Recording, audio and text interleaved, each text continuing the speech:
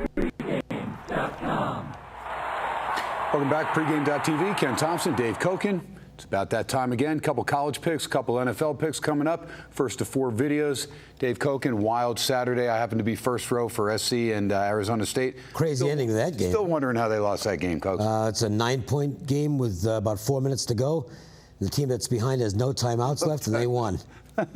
Welcome to what was last Saturday in college football. Although it was a very good Saturday for me overall, but it was a crazy day. I like crazy days. I mean, usually going to do well on those days. Right. I did have Utah, and I did have the over in Cal-Washington State. Was able to listen to those 2 games on the way back from the FC, so kind of softened the blow a little bit. You talk about a crazy finish, the Cal-Washington State game. Washington State, I mean, this was last team with the ball scores and wins, only it wasn't, because Washington State drove down the field, looks like they're going to win the game. Can't get in for the touchdown, but no big deal. It's an 18-yard field goal. And it started right and never came back, and they lose the game. Tough loss for the Cougars. And the kid had 8 extra points, which was the same difference, and had a field goal from 42. The extra points were longer. Yeah, is that crazy? Just when you think you've had it figured out. And then UCLA gets a couple cracks at it late. Long field goal, 59-yarder, 5-yard penalty, 54-yarder just missed, and that's a heartbreak loss. That's the way it goes. Pac-12 is, look, this is going to be the fun, and this is why a playoff is so much better than what they had. Right. Because these teams would all be done. Their regular seasons would all be over at this point. Yes. But they're not, because it's conceivable that a 2-loss team can get into this 14 playoff. So all these games remain important. Makes the regular season way better. And I think as they add more teams to the playoff, get it to 8, and maybe even eventually 16, it's just going to keep on improving. All right, now I did have Northwestern against Wisconsin. I said they'd win that game outright. I didn't think Wisconsin was that good. I'm not sold on McAvoy being a quarterback. Their quarterbacks are terrible, but they can run the football, and they should do plenty of that this week against their opponent. But that's not one of the games we're talking about. No, we're talking about Indiana and Iowa. And Iowa had to go to Beathard a little bit for quarterback, but now they have both guys back. And Indiana, a team that weird schedule with them as far as the way that it's turned out. They win in Missouri. They lose at Bowling Green. Well, they're a Jekyll and Hyde team. Yep. They've had a few good games this year and some real stinkeroos. Which one's going to show up this week? Indiana hasn't won 2 in a row in 20 games. You got to go back to 2012 for the last time the Hoosiers won back-to-back games. But coming off a real good game against North Texas, they've got a chance to do some damage in this game against Iowa. And we've seen Iowa be vulnerable at home in the second half against Iowa State.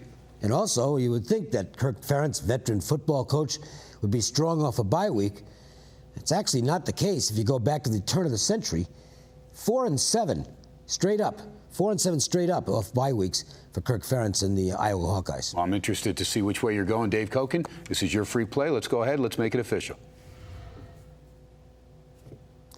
I posted this as a free play earlier in the week at pregame.com. Now, that line has moved.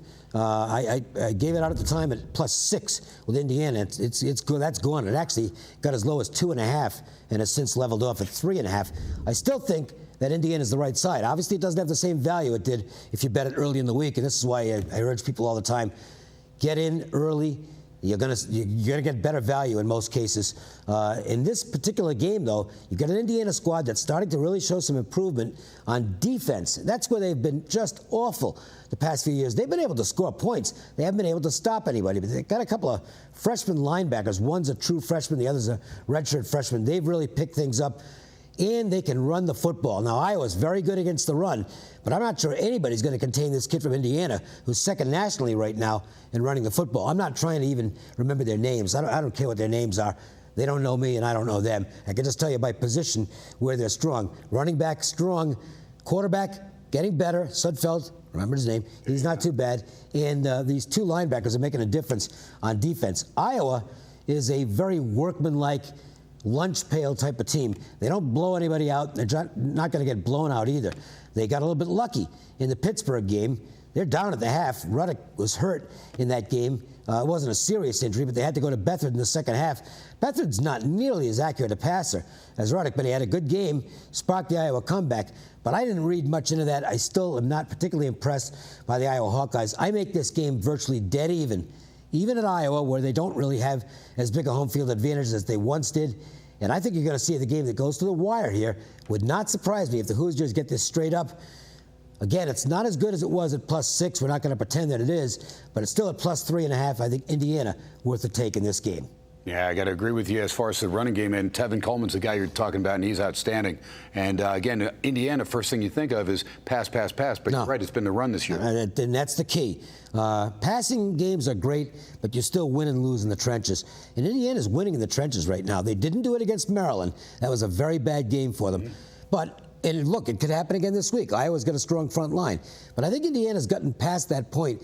And I do know that Coach Wilson's saying all the right things, and he knows this is a really big game for his team. He's got to make a bowl game, or I don't think he's going to be back. So this is a vital, they're going to have to beat somebody on the road to get to a bowl game. I think they've got a good shot here. Yeah, and I think the win in Columbia earlier is going to give them that confidence going to Iowa City. Why not? You beat a team like Missouri on the road, you're not going to be intimidated by anybody else. No doubt about it. All right, so Dave Cokin says go ahead, take Indiana. Again, sitting right now at 3.5. He gave it out when it was 6 earlier in the week. And folks, that's why we encourage you, go to the site pregame.com. Check things out. Coke's had that free play up there Monday, so there it was a good number, 2.5 points better than what you're getting now, but still some value there. So go ahead, take Indiana and the 3.5. We'll come back. We'll continue. I've got a play on Texas A&M and Mississippi. That'll be our next play, and then we'll have a couple NFL games. We'll do it all right here. Ken Thomson, Dave Cokin, pregame.tv.